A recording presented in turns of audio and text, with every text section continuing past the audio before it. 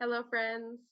I'm Faith Josephs. I'm the Associate Secretary for Development with FGC, and I'm going to be joined here with Ellie Greenler as well, who is the clerk of one of the clerks of our campaign committee, and she's going to be telling you a little bit more about that.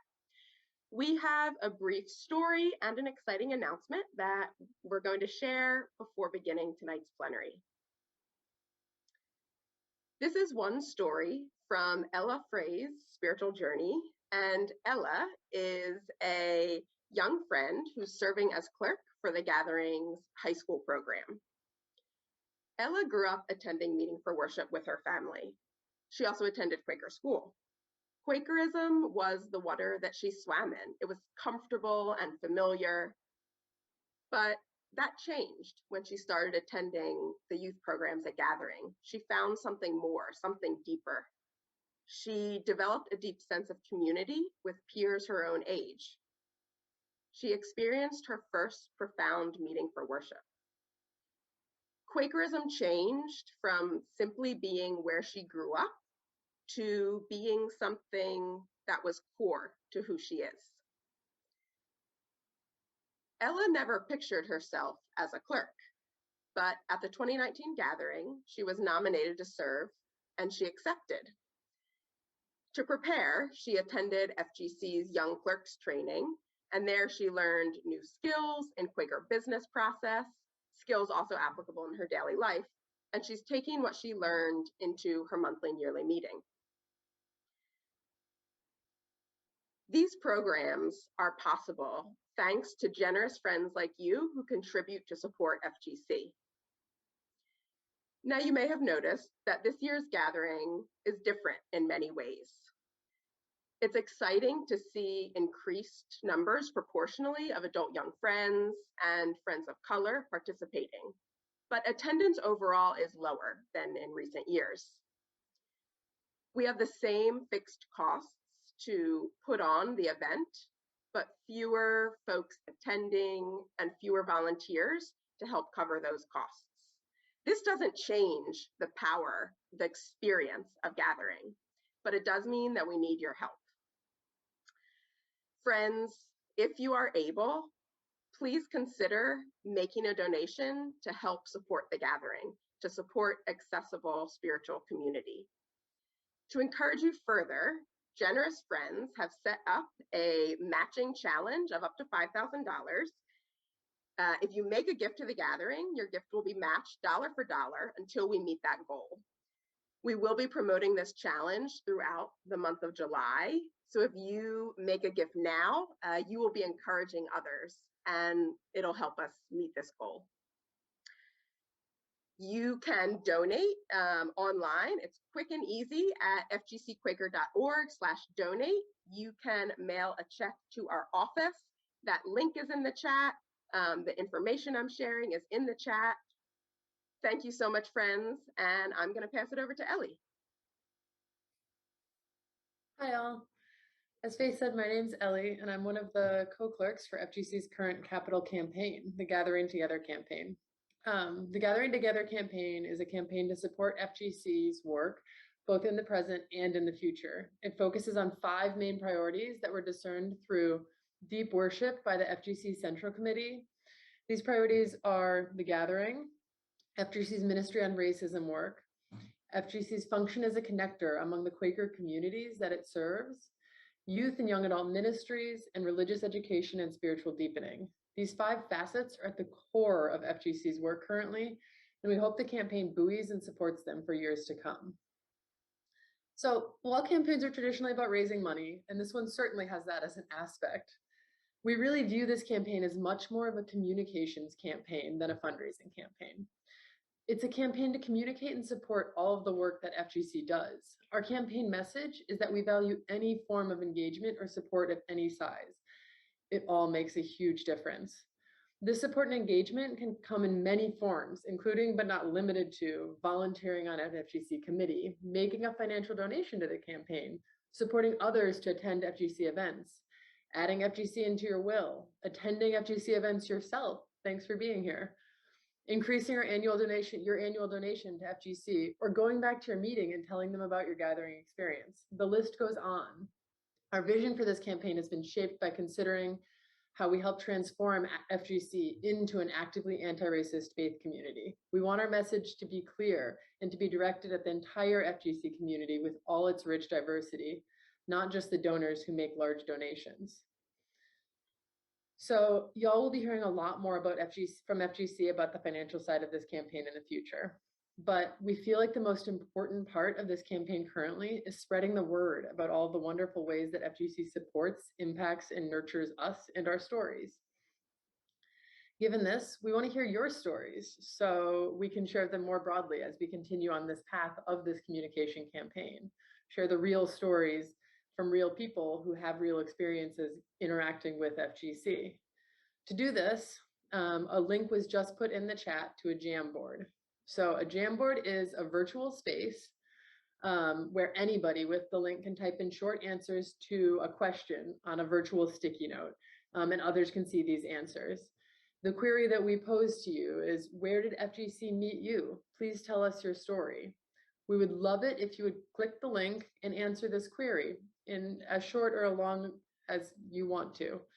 We'll be able to see others' responses, and hopefully over time, we'll have a collaborative space that illustrates the depth and breadth of FGC's work that can be used to communicate this as we go about this capital campaign for FGC.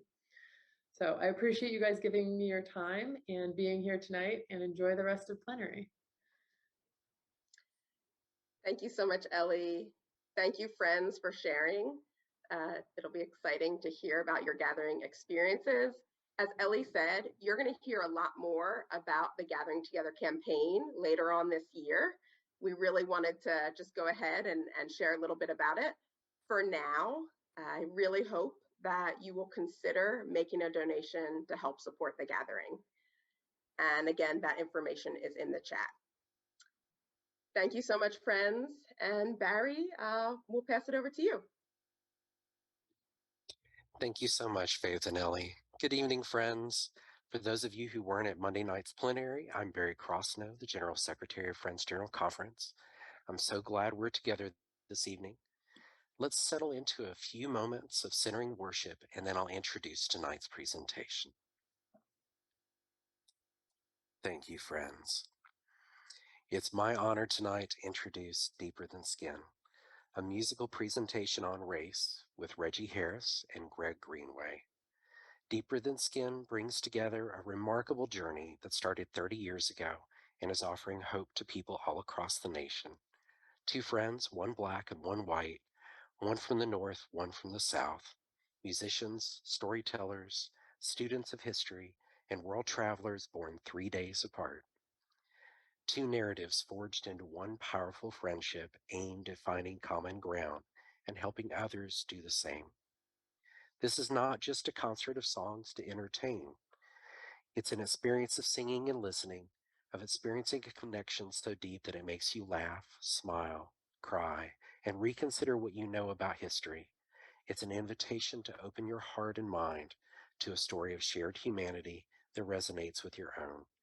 Please wave your hands in welcome for Reggie Harris and Greenway presenting Deeper Than Skin.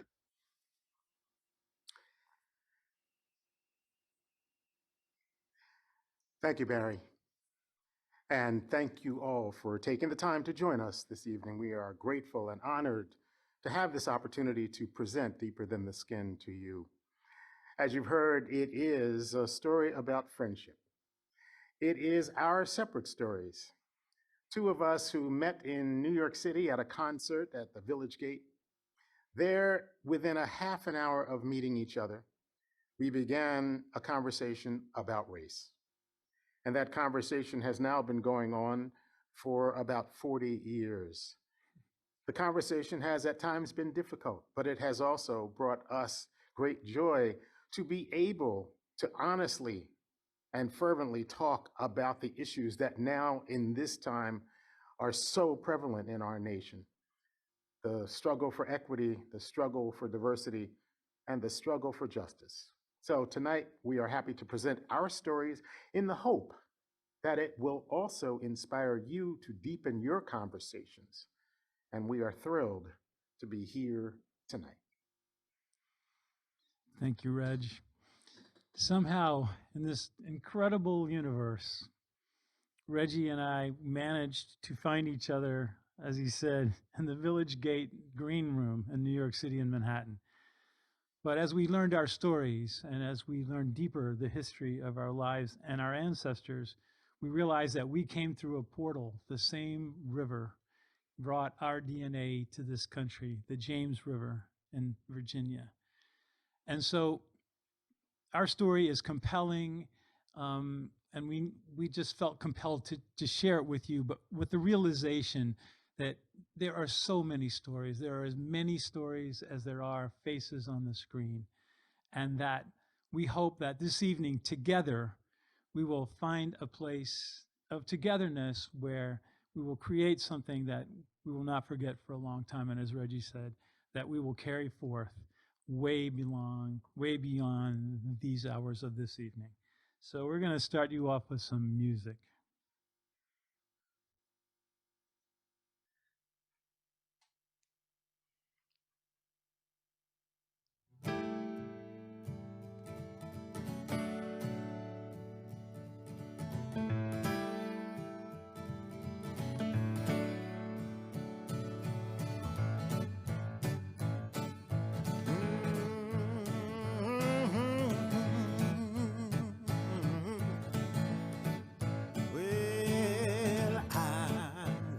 At the welcome table, I'm gonna sit at the welcome table one of these days. Hallelujah, I'm gonna sit at the welcome table.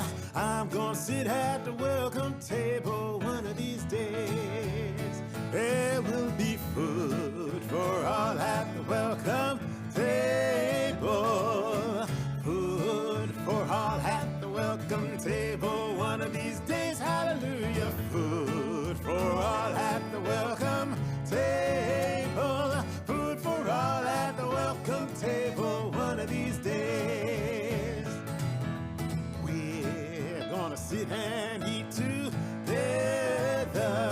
Oh, we're gonna sit and eat together one of these days. Hallelujah. We're gonna sit and eat together. We're gonna sit and eat together one of these days.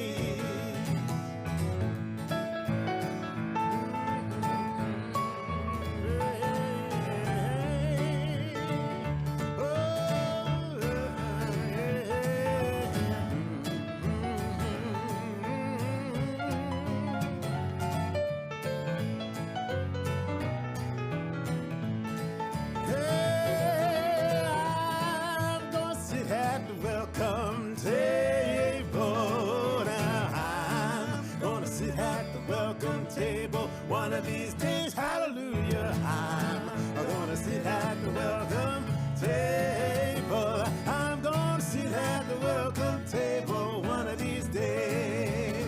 Oh, I'm gonna sit at the welcome table one of these days.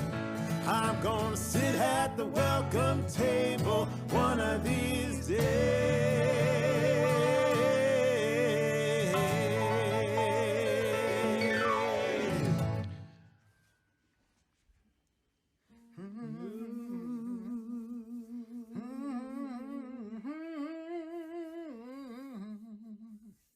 Oh, well, I learned as a child there's two ways to see the world as it is and the way it could be. Some people say that's just not my problem. Some people do what must be done. No, they see the hole in the fabric that must be sewn. They see the wave blockaded and they roll back the stone. They see the day beyond the horizon and they do what must be done. Yes, some people do what must be done. Well, they do what must be done. They see the day beyond the horizon and they do what must be done. Now, I've seen the toll taken, the tears that were shed.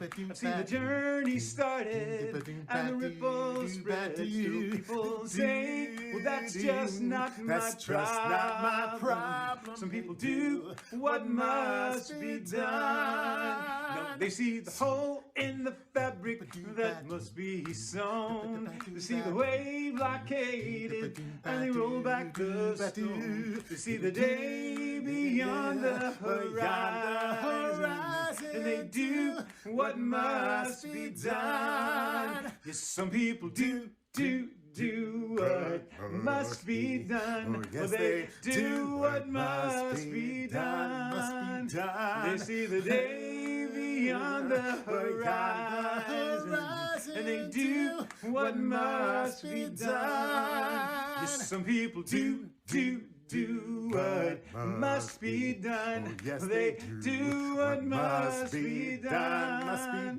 They see the day beyond the horizon, and they do what must be done. They see the day beyond the horizon, and they do what must be done. They see the day beyond the horizon,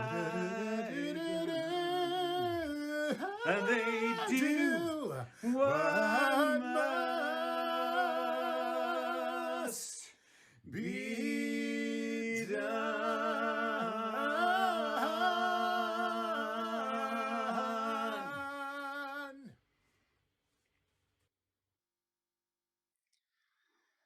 Thank you.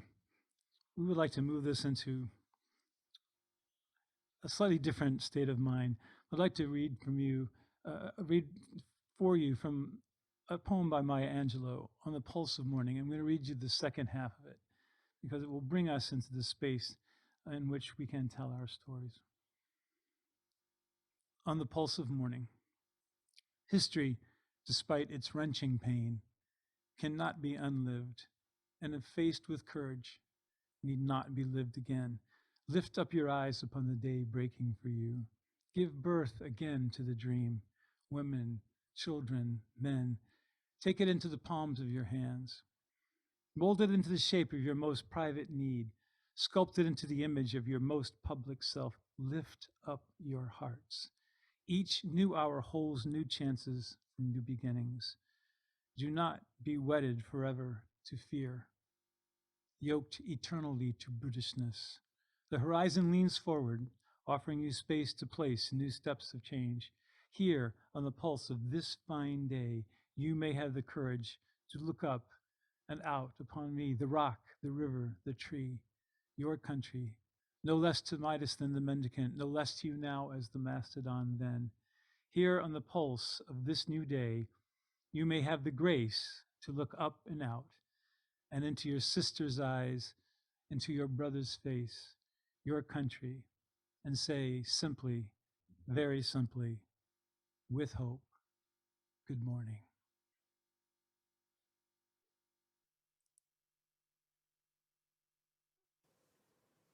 Oh Lord, how come me? Oh Lord, how come me?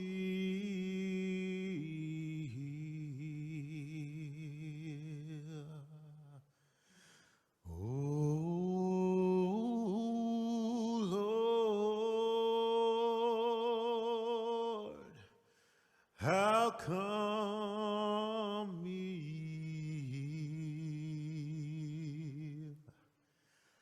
I wish I never been born.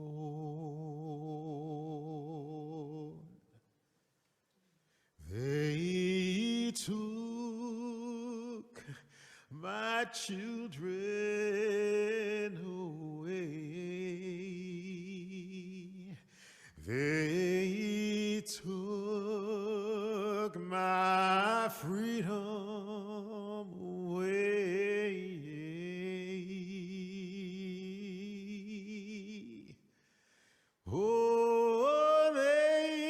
took my children away. Now I wish I never been born.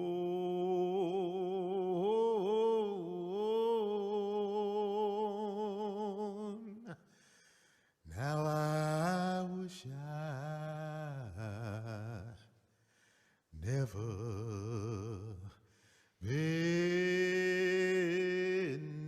born.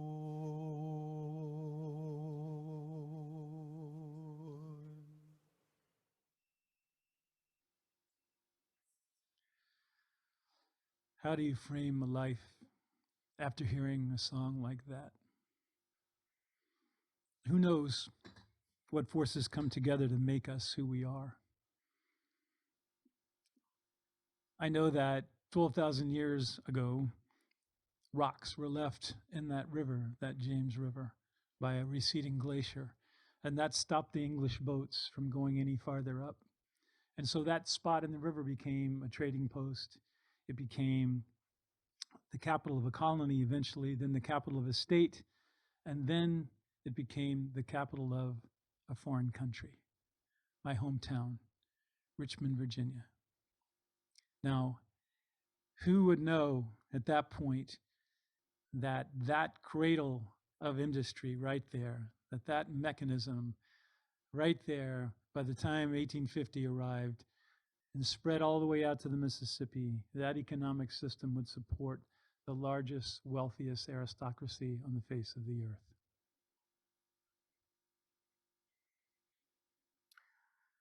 I was born in Philadelphia, Pennsylvania, a place that is certainly not unknown to friends. The city of brotherly love, as it was called when I was growing up.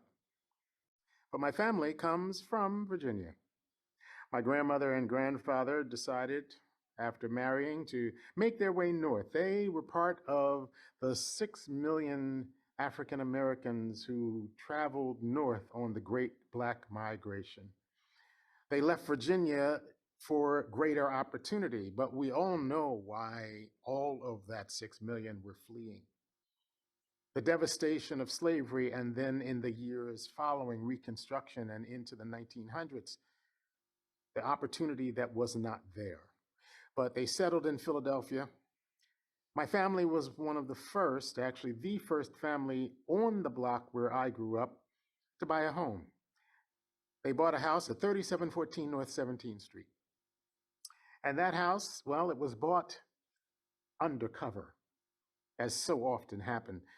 My family, with the help of a black lady lawyer, Juanita Kidd Stout, who later on would become the very first African-American female Supreme Court justice in Pennsylvania, helped them to purchase the home with the help of a white realtor. And that is the neighborhood in which I grew up, Nicetown, Tioga. The centerpiece of that neighborhood was my church, the Nazarene Baptist Church at Nice and Lycoming Street. That's how they taught us to say it in my youth. They said, say the name of your church like you're proud of it, and tell people where it is in case they want to drop by. Well, I will tell you that not many people dropped by that church because I told them where it was, because I was just a young boy who wanted really to stay home. But my mother, Helen Harris, knew that it was important to get us into that church, and supported by the music and the stories of those saints who knew that life was going to be hard. And it was so that I was surrounded by songs like, "Oh Lord, how come me here, wade in the water." Those were the songs that formed the base of support that would send me forward into the future. Now, most of what Reggie just said was completely excluded from my upbringing. I was raised in the city of falling statues, now we can say. But in the shadow of those statues, I was raised right beside the Jefferson Davis Highway.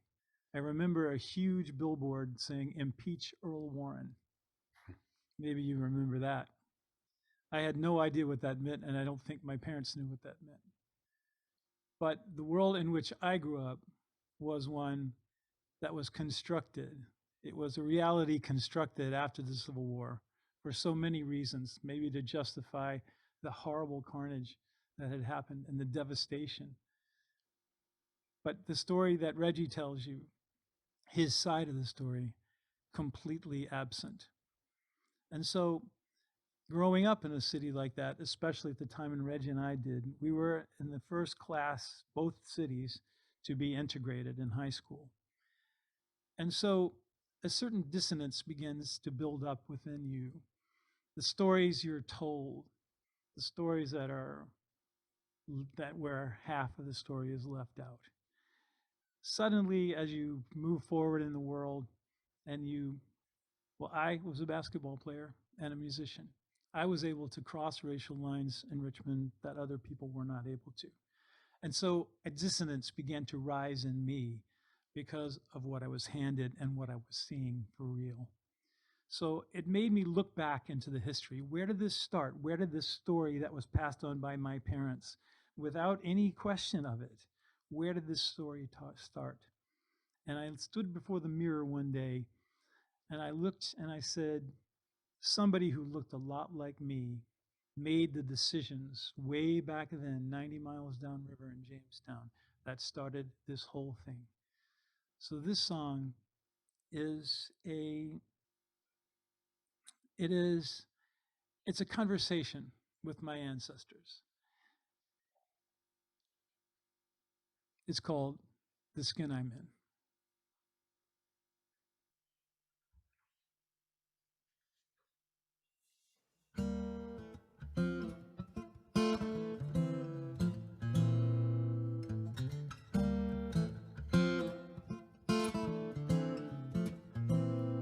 I don't know you,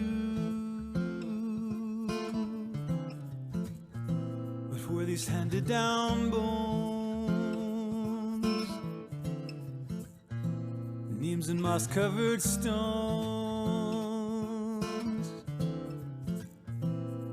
I don't know you, but you arrived,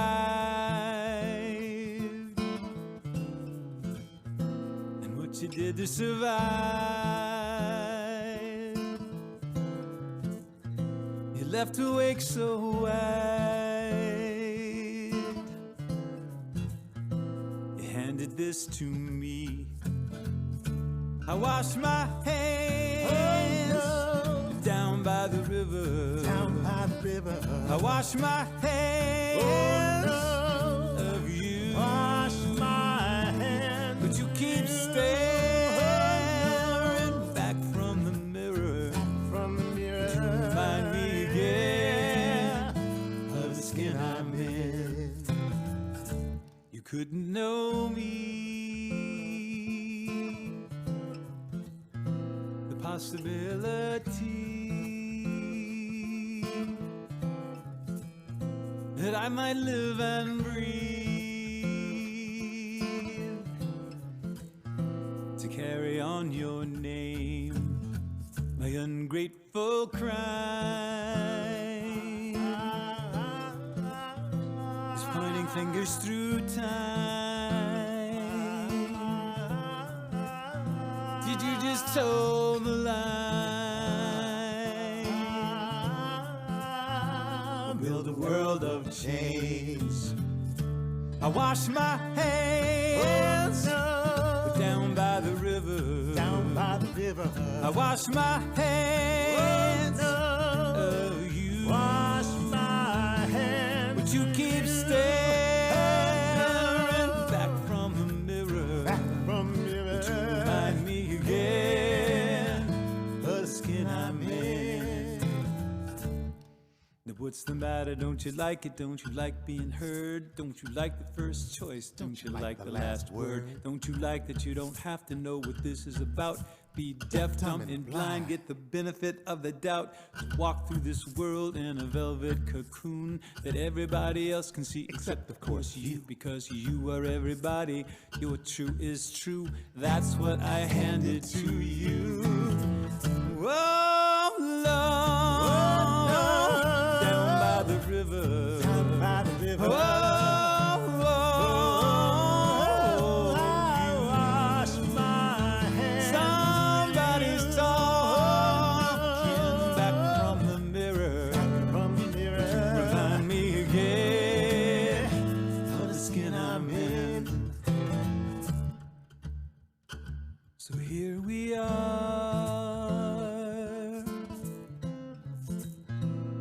by the grace of some God,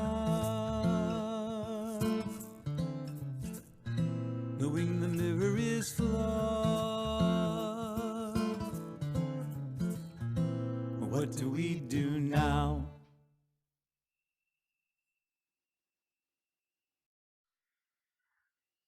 What do we do now?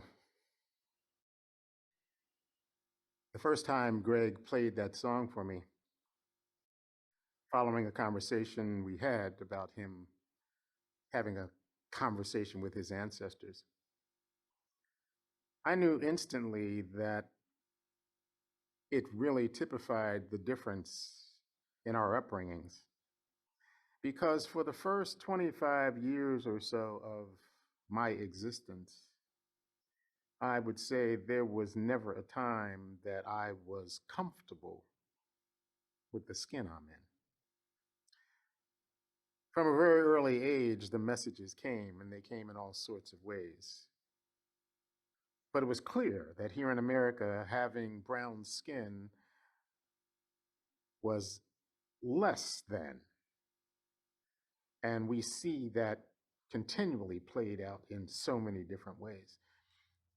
It was exacerbated by the fact that in 6th grade, my mother went to a parent-teacher meeting and was told that for 7th grade, for junior high school, that I could either go to the school Gillespie that was right up the street 2 blocks, or I could go across town to junior high at the J. Cook Junior High School. What someone said in that meeting was that Cook was a better school in a good neighborhood. What that meant was white kids went there. And so it was that my mother, looking for more opportunity than she had, than was present in our community, said, "You're going to a better school." And off I went. And so it was that I landed in a schoolyard that September with a lot of kids who didn't look like me. No, I didn't look like them either. But it was very clear automatically that there were things to figure out. And there were fights, and there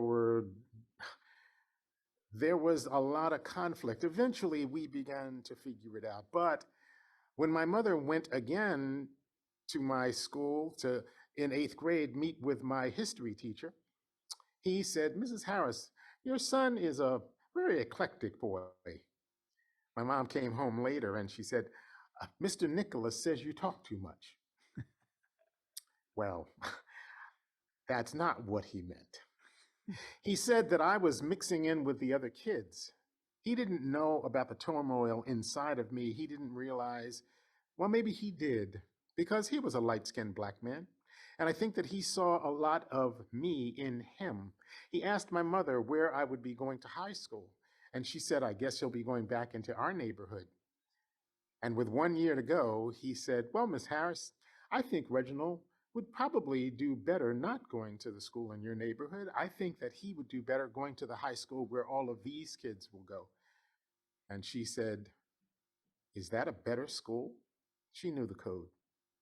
He said, "Yes, it is." That's how I ended up going 5 neighborhoods away to Olney High School. And that is where my world changed dramatically, because now I knew things and I saw things that people in my neighborhood back at home either didn't know and see or certainly didn't discuss with me. And that would be the time when I would start to be a person who lived between the 2 worlds of black and white.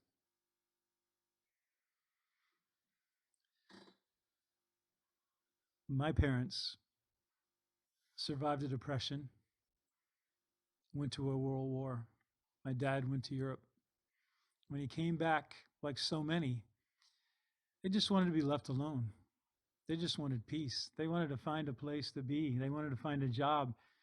We had a house that was built in the GI Bill.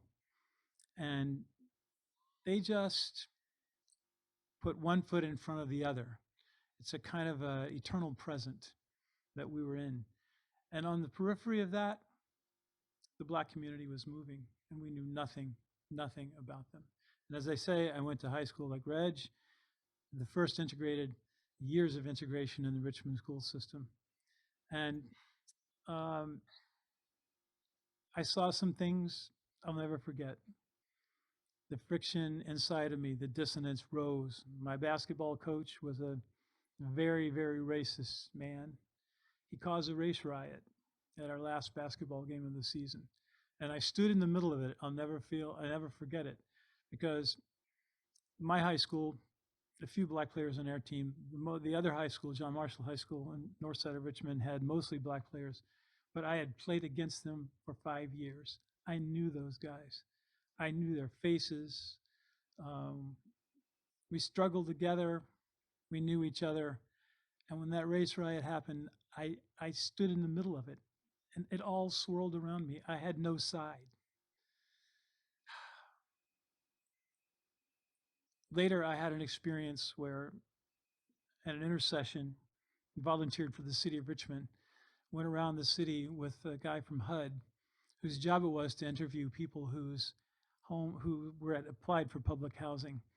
We went to some remarkable places. One of them was a house that was really more of a garden shed. It literally had no insulation whatsoever. It was about maybe 12 by 12, 16 by 16, something like that, one room. And it literally fallen over. It was leaning on the house next to it. Now that day, it was 6 degrees in January. And we went into that house, and there were 4 elderly black people sitting around a can of Sterno. And I will never forget, the woman sitting close to me turned and looked at me as if she was a million miles away. And she was. The two worlds were kept so incredibly apart by the half-truth of the economic system that ran my world. We'll never forget it. Looked it up later on. It was about 5 miles from my house. Our experiences were different, but in so many ways, we were beginning to figure out that we had a story in the world that was unlike so many of the people around us. I was still connected to my neighborhood through my church, and I was still connected to relatives in Virginia, where we used to take trips during some summers. And so we would go south, and we would have some of those experiences that we now see depicted in movies of stopping in gas stations and not being served, or not going to the beach on certain days. My great aunt and uncle would say, we have to go on Thursday because that's our special day. Segregation was part of my life, even though it wasn't my everyday life in Pennsylvania. But we would go and visit our relatives, and in 1992, we had a family reunion.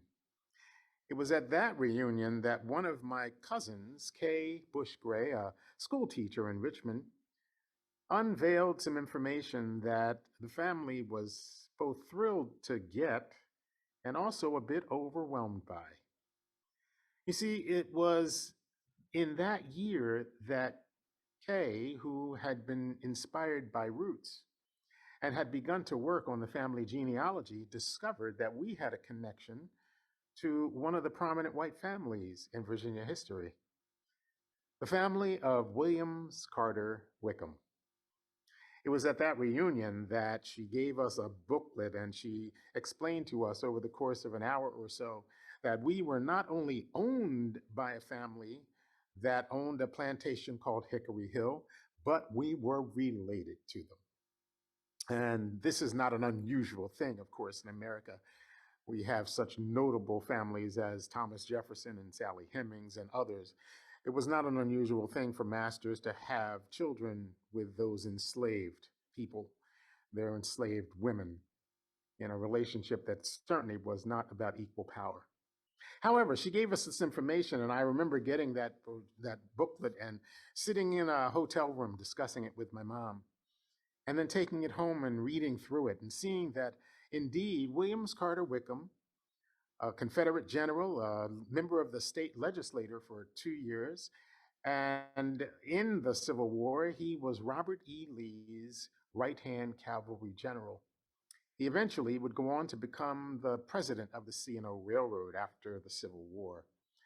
Well, he had 6 children by one of his enslaved women named Bib Anna. He also had children with his white wife, Lucy Penn Taylor Wickham, a cousin of Robert E. Lee. And in having those children on both sides, he sent 2 families into the world. I took that booklet home. I remember that every now and then I would pull it out, but I didn't really quite know what I wanted to do with the information. And years went by until at one point I was teaching right here where I'm sitting tonight in Swannanoa, North Carolina. I was teaching a course on the spirituals. And I mentioned to my class in kind of an offhanded way that in the time of slavery, I had this connection to a Confederate general, that his name was Wickham. And one of my students came up after the class and she said, "You might not believe this, but I grew up knowing someone from that family." We had a conversation, and at the end of the conversation, she said, "You know, I haven't thought of Lisa Wickham for over 30 years. But I'm gathering stories about my own past, a white woman who had been raised by a black woman. She was struggling with some of those issues. And she said, I'm going to try to find Lisa. And if I do, are you interested in talking to her?" Well, I said yes, but in the moment, I didn't really believe that it would happen. And yet a year later, an email came from that woman, Fran Oates. She told me that she had found Lisa. She said, "We had a great conversation, and I told her your story, and she wants to talk to you." I would love to tell you tonight that I couldn't wait, and I picked up the phone a day or so later. But as we all know, conversations in America can be complicated and difficult, and I hesitated. I hesitated for about 3 weeks before finally picking up the phone. And when I picked up the phone, it rang twice, and a voice answered.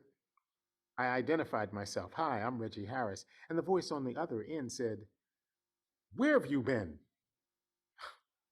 I was struck by the eagerness. What followed was a conversation of about an hour and a half, maybe even 2 hours. Eventually, I would make my way to Richmond. I would stay with Lisa. And on the night that we first met, we had an amazing dinner right around the corner from those statues that Greg mentioned. And the next day, Lisa said to me, "If you have some time, I would like to take you to the property that used to be in the family. It's been sold." She explained that we would drive north and we would come off the highway and we would drive on a country road for about 2 miles. And we would have to, as she said, hop over a small fence on a property that was owned now by someone else. The property was still called Hickory Hill. I thought to myself, is this a good idea? But that's what we did.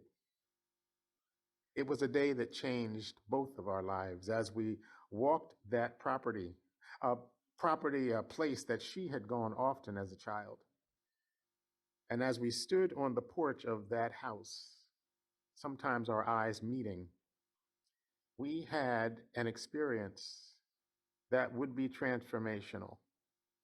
It was a very hard day. Our eyes met, our words came haltingly. And after an hour and a half, we decided that it was time to go. She went back south, I went north after hugging each other and very haltingly saying goodbye. But in another 3 weeks, I made another phone call. And I said, "Lisa, could you tell me what it is you were thinking as we walked that property?" Out of that conversation came this song. It's about our day at Hickory Hill.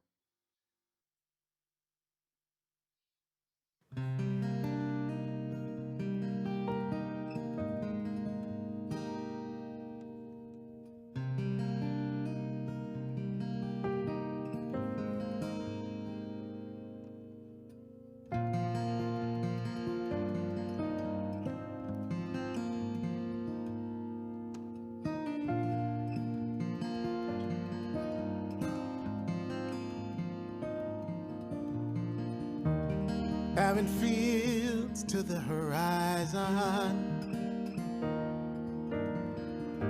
the ghosts of autumn catch the wind. Memories of those saints and sinners gather round to haunt us once again.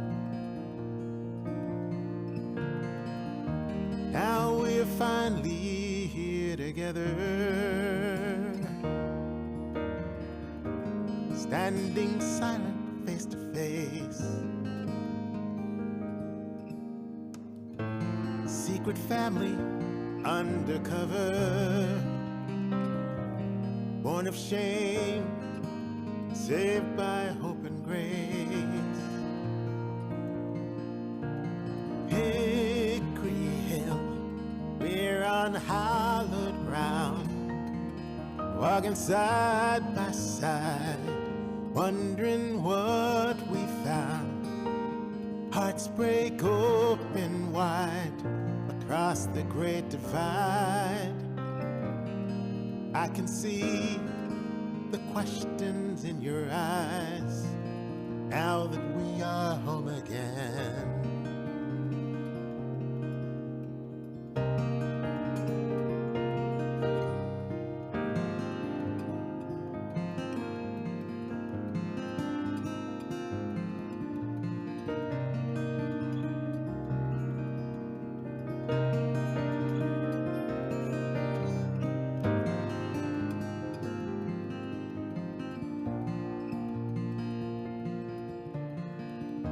They celebrate the grand illusion,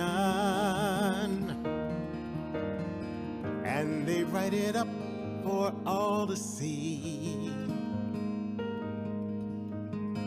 But in that mystery of confusion, there lies a truth that might one day set us free. So now our stories come together across these fields of broken dreams, and the blood that binds us all together, oh, is indeed much thicker than it seems. Oh, Hickory Hill, we're on hallowed ground, walking side by side, wondering what we found. Hearts break open wide across the great divide, and you see the questions in my eyes now that we are home again.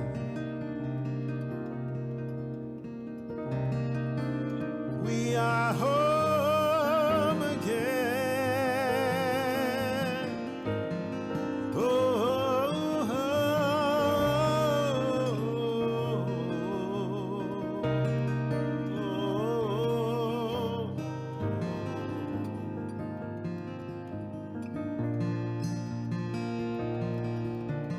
Hickory Hill, we're on solid ground, standing side by side, wondering what we found.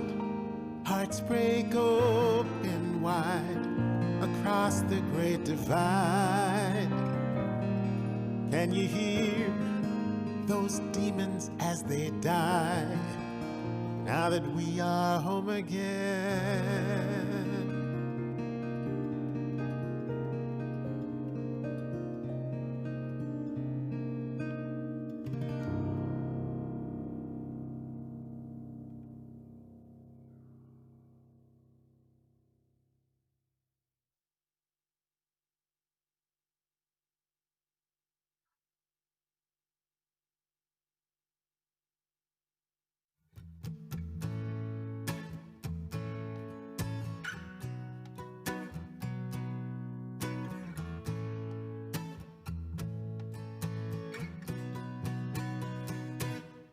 I was born by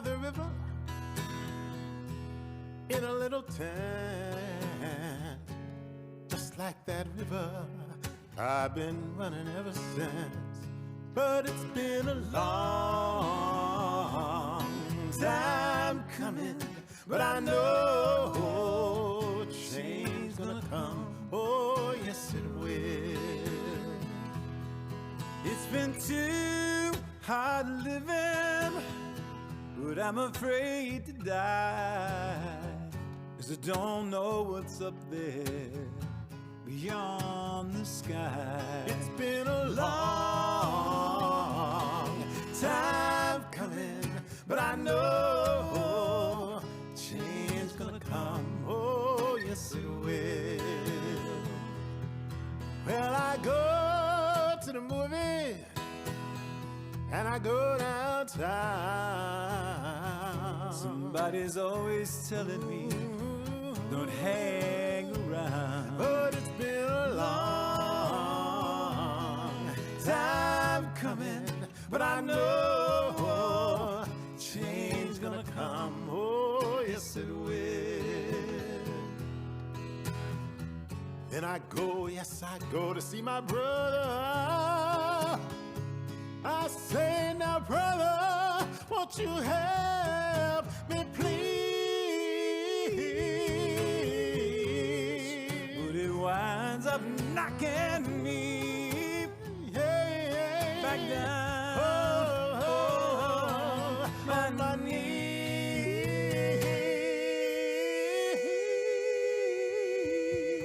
There are times that I thought I just couldn't go on. Now I think I'm able to carry on. But it's been a long time coming, but I know change's gonna come. Oh, yes it will.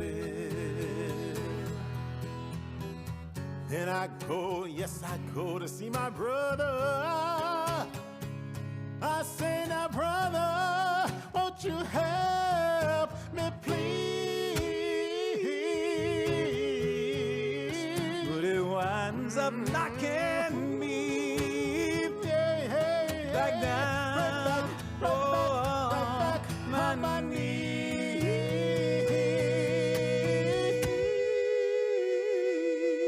There are times that I thought I just couldn't go on. Now I think I'm able to carry on. But it's been a long time coming, but I know change's gonna come. Oh, yes it will. Oh, yeah, it's been a long time coming, but I know gonna come, oh yes it will. Oh, but it's been a long time coming, but I know change's gonna come, oh yes it will.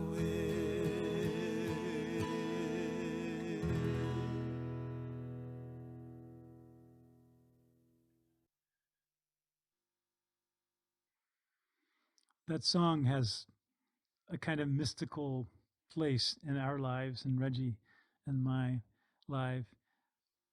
At a certain point, once we had realized that our histories were so sort of wrapped around each other and that our concerns were so similar, we decided to take steps to do some things. And so we took a trip. We went to New Orleans to eventually see the Whitney Plantation and Slavery Museum. And we'll talk about that a little bit more in a second. But on that ride down, I remember looking over at Reg and just saying, you know, do you ever sing Change is Gonna Come? Because I've been singing it for 3 weeks. He goes, I love that song. And so as we drove down for the first time to walk on the Edmund Pettus Bridge in Selma, Alabama, later to commemorate the 50th anniversary of the Bloody Sunday,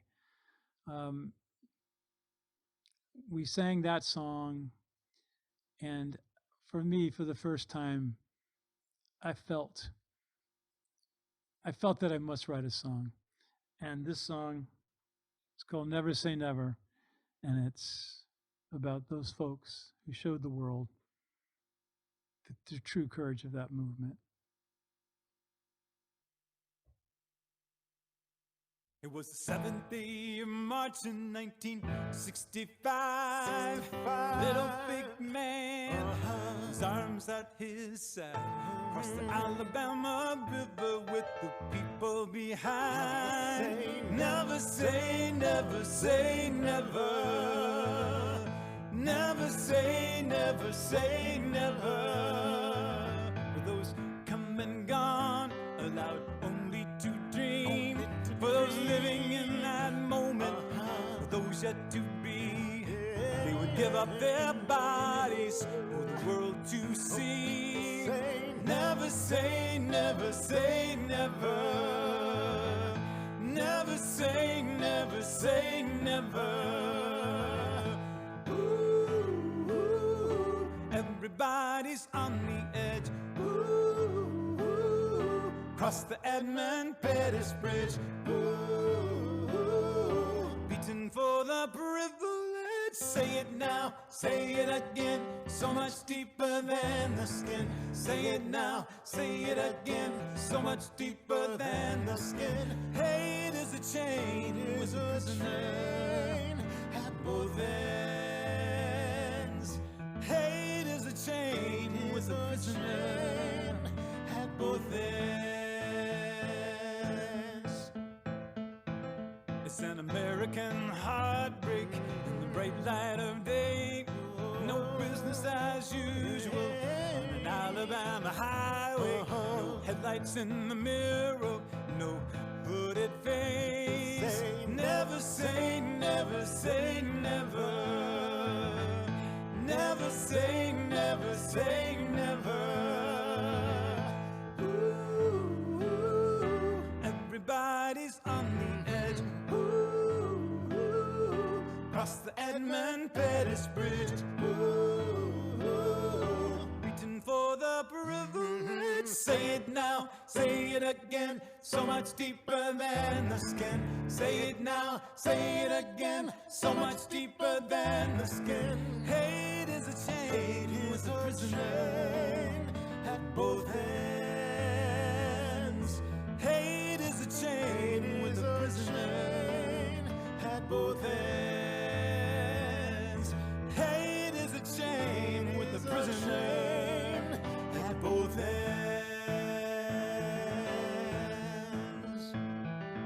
No more hatred and delusion. No more. No more. No more. No more. No chains and confusion. No more. No more. No more. No business as usual. No more. No more. No more. No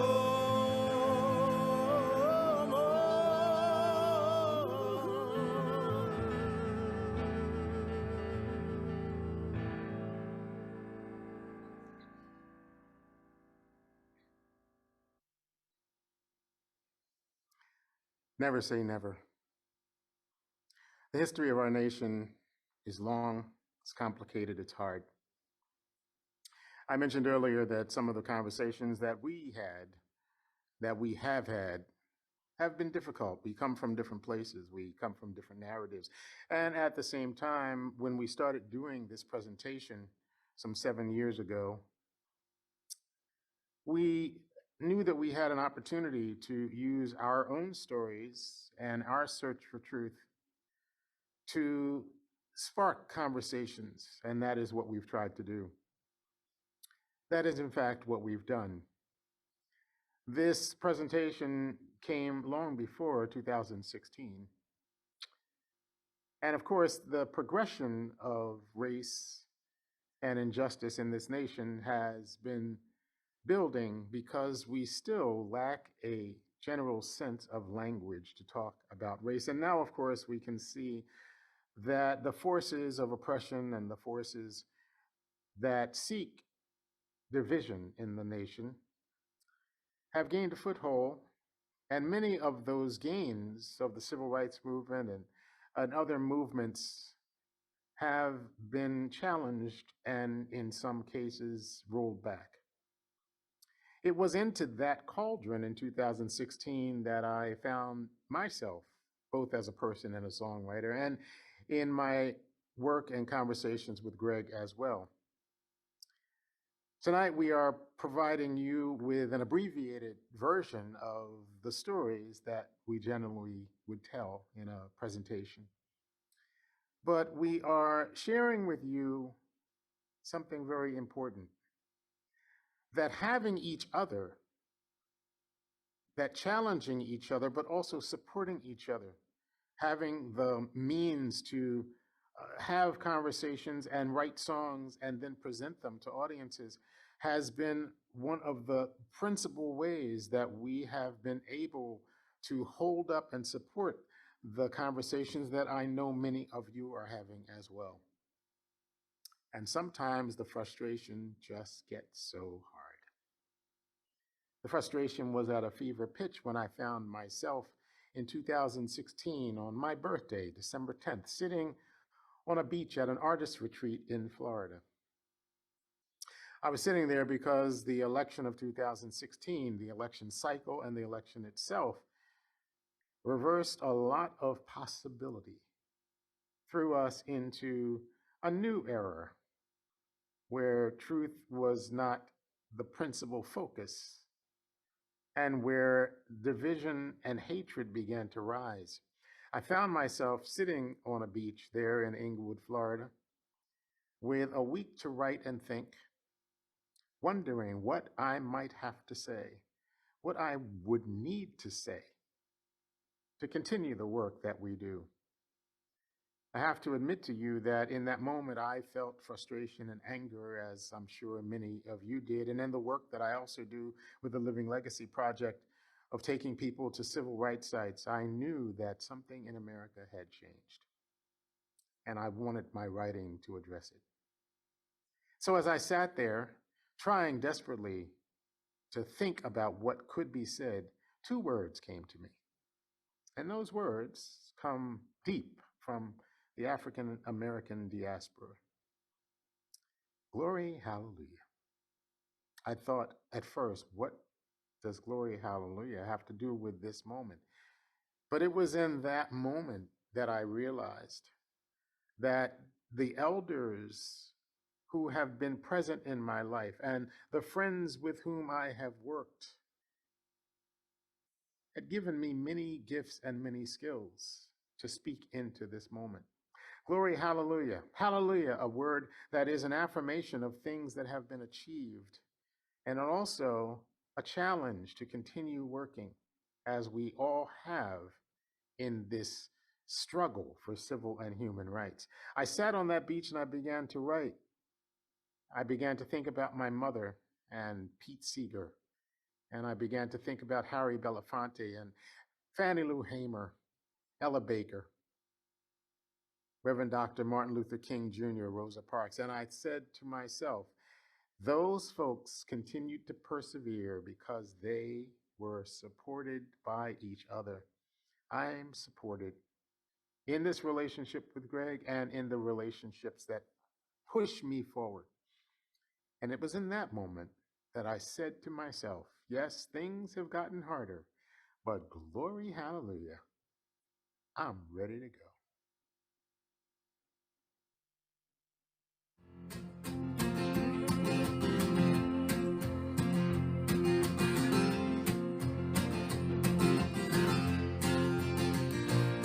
Well, I've been sitting here thinking about the world today.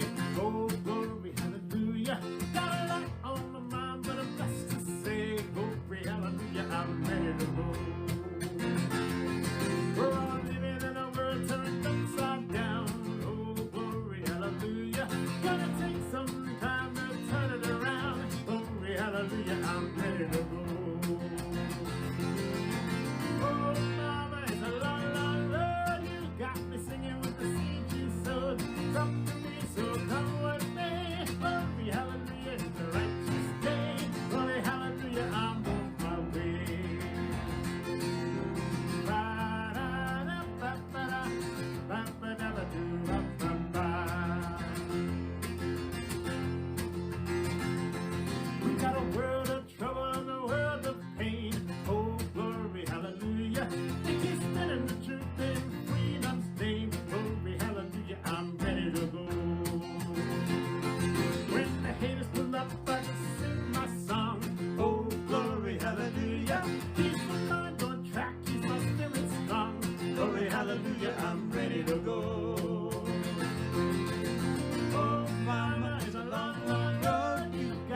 singing with the seed you sowed. It's up to me, so come what may. Glory, hallelujah, it's a righteous day. Glory, hallelujah, I'm on my way. Ba-da-ba-ba-da, ba-ba-da-ba-da-ba-da-ba, ba-da-ba-da-ba,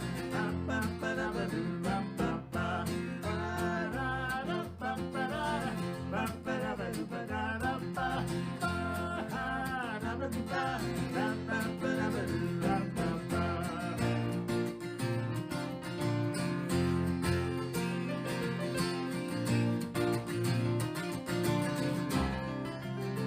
well, I know I can't do this all by myself. Oh, glory, hallelujah. It's a long, hard journey, gonna need some help. Glory, hallelujah, I'm ready to go. Well, I'm sitting here thinking about the word today. Oh, glory, hallelujah. Got friends by my side and I'm blessed to say, glory, hallelujah, I'm ready to go. Oh, mama, it's a long, long road. You got me singing with the seed you sowed. It's up to me, so come what may. Glory, hallelujah, it's a righteous day. Glory, hallelujah, I'm on my way. Oh, mama, it's a long, long road. You got me singing with the seed you sowed. It's up to me, so come what may. Glory, hallelujah, it's a righteous day. Glory, hallelujah, I'm on my way. Ba-da-da-ba-ba-da, ba-ba-da-ba-da-ba-da-ba, ba-da-ba-da-ba, ba-ba-da-ba-da-ba-ba, ba-da-da-ba-ba-da, ba-ba-da-ba-da-ba-da-ba,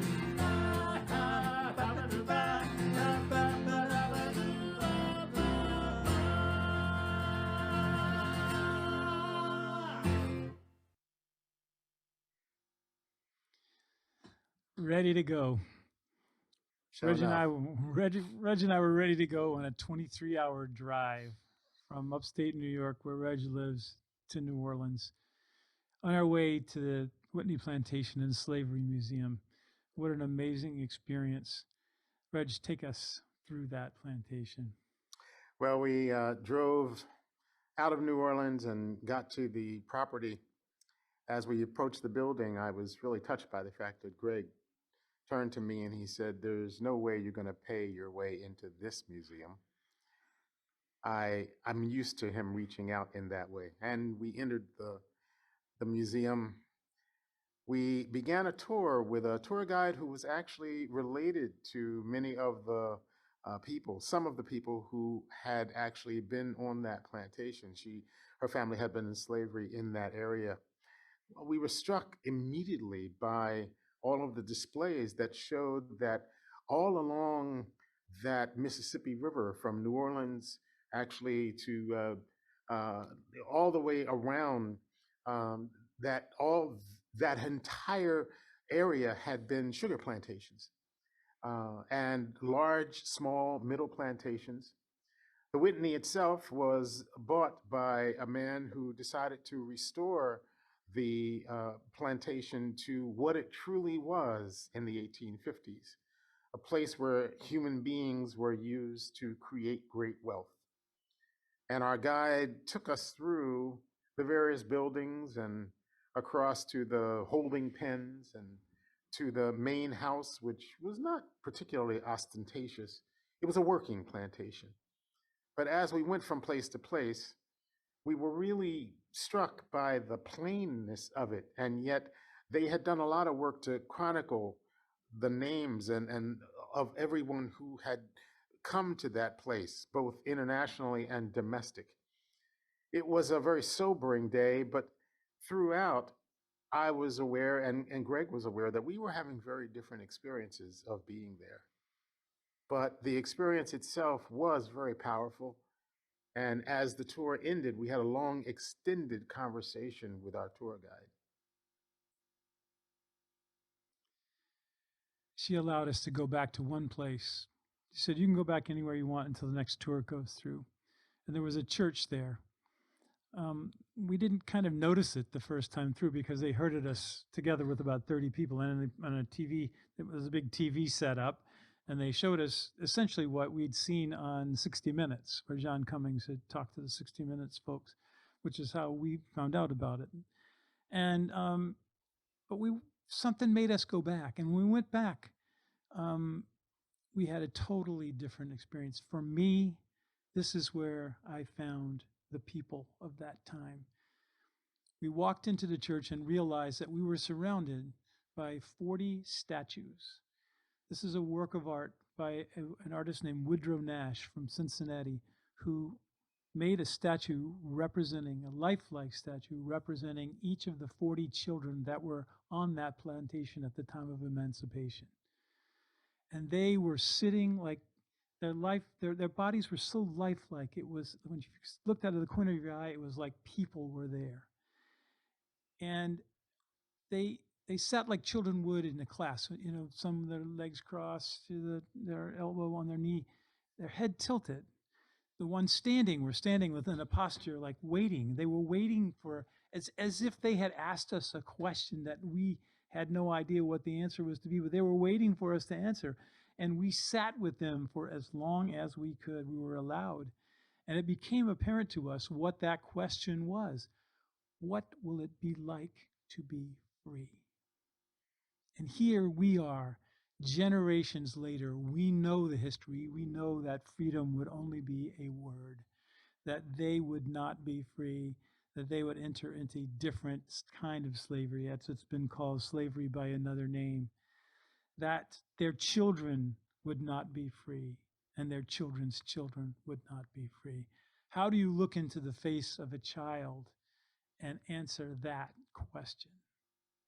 The best we could do was to say that what you carry inside of you will one day read a poem written for the most powerful man in the world, the American president.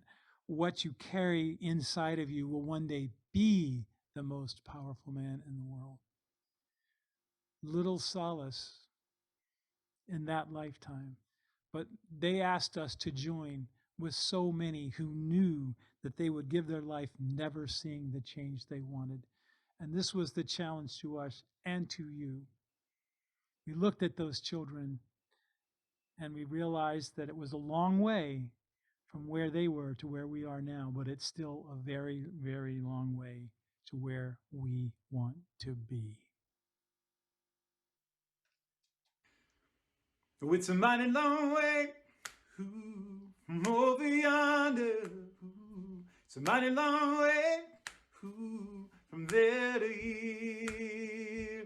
We're gonna take it, oh yes, one step at a time, so that we can make that walk from there to here. Oh, it's a mighty long way. It's a mighty long way From over yonder, from over yonder. It's a mighty long way. It's a mighty long way From there to here. there to here. We're gonna take it, oh yes, one step at a time, so that we can make that walk from there to here. Every child born is a revolution, is a revolution with a song inside.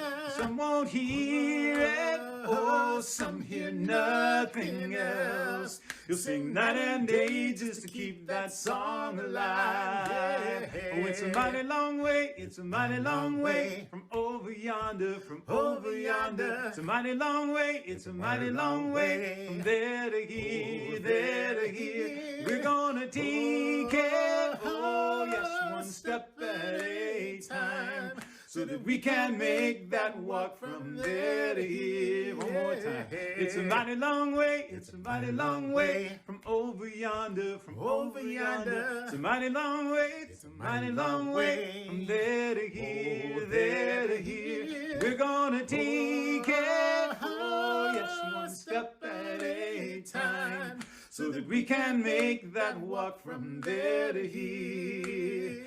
Now when you got a dream, you got to stand up and shout it loud and clear.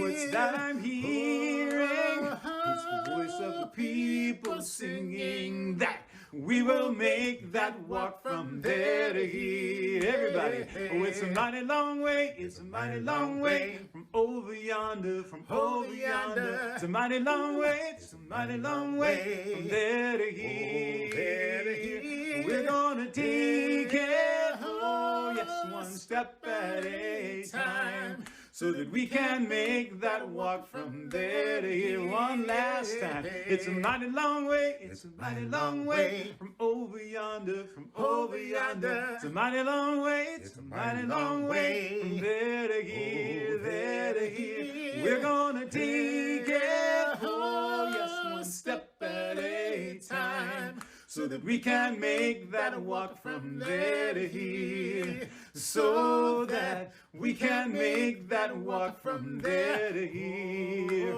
so that we can make that walk from there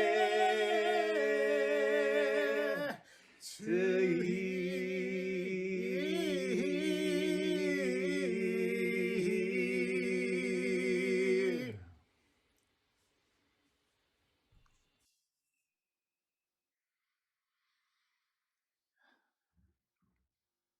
So that we can make that walk from there to here. Clearly, we are still walking. In some ways, at this point, we are just trying to get our bearings and stand up straight.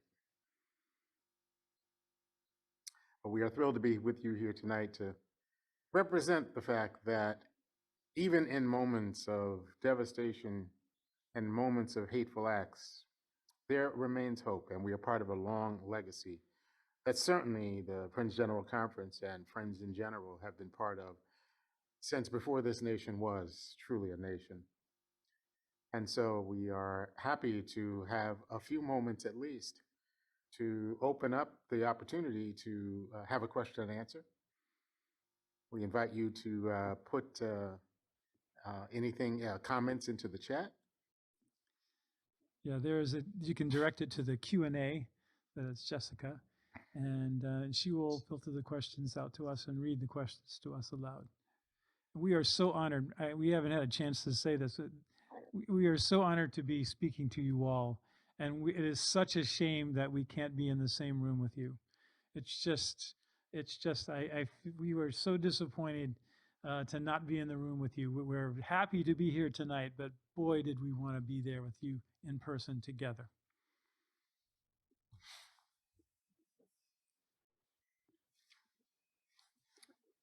So friends, go ahead and send questions. We only have a couple minutes for questions to me via the Q&A.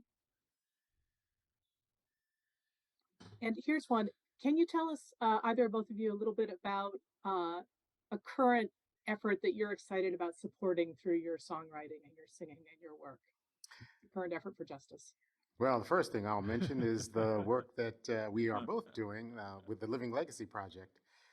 Living Legacy Project, which was started by Reverend Gordon Gibson and his wife, Judy, back around 2008. But I've been part of the effort. We take people on civil rights pilgrimages. We also do online programming. We work, to make people aware of voting rights and a variety of different civil rights activities. And I'm happy to announce that after 2.5 years of not being able to put people on a bus and go to those sites in Mississippi and Alabama and Tennessee, we're announcing a new pilgrimage for October the 19th. The actual announcement will be coming out in about a day. So that is one of the things that we are doing. And then, of course, Greg and I are continuing to do this work, both in, a variety of organizations and also in schools. And I'm just really pleased by the work that we get to do with young people. This week I'm here at Warren Wilson College teaching at the Swannanoa Gathering. So part of what I've been teaching is songwriting and also singing the songs that will unify and build community. Also, sort of an adjunct to the LLP is starting in Birmingham was something called the Birmingham Pledge. And that's been extrapolated to cities across America. I have undergone, it's like a class, and then you sign at the end of it, you sign the pledge to end racism and to help unwind the mechanism of white supremacy. So the pledge, wherever you are, might be appropriate in your city. There might be one already extant. If not, you can start it. Great, thank you. A friend asks, I got a real sense that Glory Hallelujah was really reclaiming that phrase from the battle hymn of the Republic. Would you say that's right? I would say very much that's right. But yeah, it's, if you are familiar with African American worship styles and African American exclamations in any gathering, the word hallelujah comes up a lot. But Glory Hallelujah, yes, definitely a reclaiming and a restating of the purpose. But I'd also say, that one of the things that happened during the Civil War, of course, is that African Americans, both here in America and also coming back from Canada, came back to fight in the war. And even though we, are constantly trying to work for peace in our justice, the presence of African Americans in the various wars and fights in this nation have been fighting in some ways because that was one of the only ways that it was seen that we could prove that we really belonged in this nation. It's been a very difficult conversation to have, but certainly the battle for civil rights really has been a war of sorts, and it has been a struggle that has cost many people their lives. Thank you.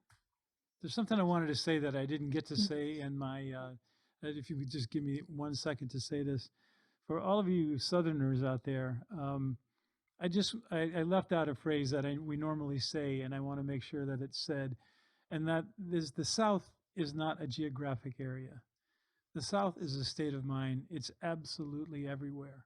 So I didn't want people to think I'm specifically picking on the South or locating the idea of race in the South.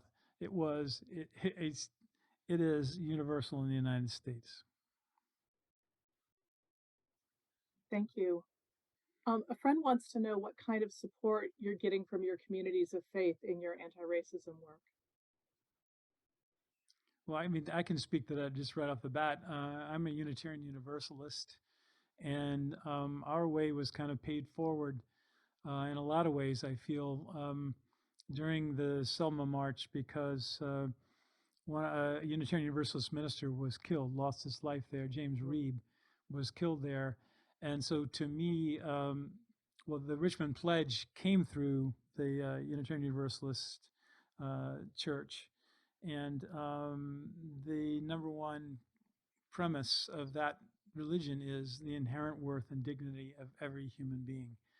And so this goes hand in hand. In the church that I joined, because of the 800 people in Richmond, Virginia, signed saying we will do everything to dismantle white supremacy. And I thought, if there are 800 people in Richmond, Virginia who are willing to do that, I want to be with them.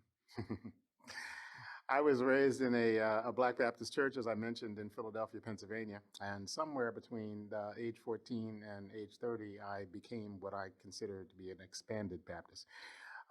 So I am presently not particularly affiliated with one particular faith path. However, a lot of my work is situated in interfaith work. So I am part of a lot of different faith communities, and I get a lot of support. Both from Christians and Muslims and Jews, and from those who with no professed faith. So I'm kind of I was told I'm UU friendly, but I'm also I'm also working with a variety of different other folks, all in search of truth and commitment. Thank you. Looks like we're near the end of our question time. If there's a theme to the remaining questions, it's how can I stay in touch with you? Have you been on PBS? Are you on YouTube? How do I get on your mailing list? Can you speak to that a little bit? And then maybe a friend can let me know if we need to close the questions. You can Well- go to our website. I mean, that's deeperthantheskin.com.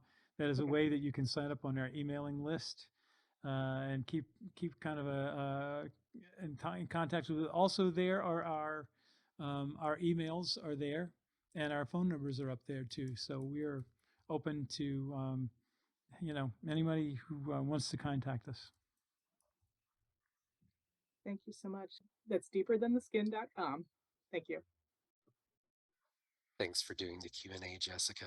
And thank you so much, Reggie and Greg, for all you shared with us tonight. It's been such a blessing for us.